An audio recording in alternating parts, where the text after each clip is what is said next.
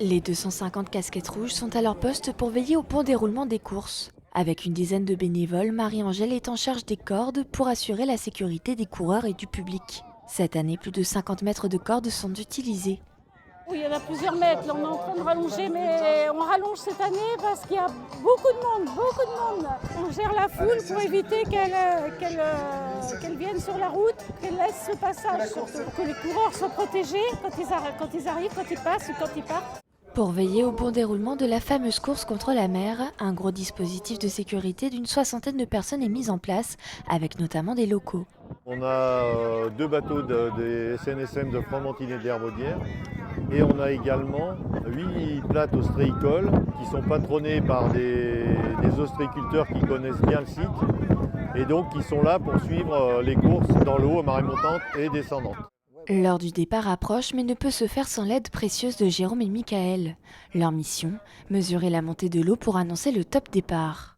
C'est très simple, c'est un simple chronomètre, beaucoup de rigueur, un point donné, on ne bougera plus du point et on observera la montée de l'eau. Là, il faut commencer à chronométrer, donc là, je vais allumer. Il est primordial d'observer l'environnement puisque beaucoup d'éléments sont à prendre en compte pour s'assurer l'heure de départ de la course. Il faut gérer la progression de l'eau, la houle, gérer le courant, parce que les athlètes vont être déviés. Il n'y a peut-être pas forcément beaucoup d'eau, mais il ne faut pas beaucoup d'eau pour être déporté par l'eau. On va arriver bientôt, donc tu vois il est 31, on va pas être trop, on va être dans les délais. On attend encore un peu. On prévient Loïc quand même.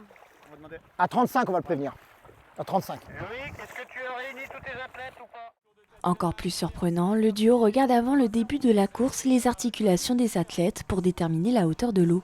Pour ne favoriser ou défavoriser personne, on est obligé, je suis obligé de réfléchir à la hauteur d'eau par rapport au niveau des genoux, puisque on ne doit pas dépasser au maximum pour la compétition les genoux. C'est parti pour les hommes. C'est pour les hommes. Toutes les conditions sont enfin réunies pour lancer officiellement la 35e course des As dans ce lieu unique et emblématique.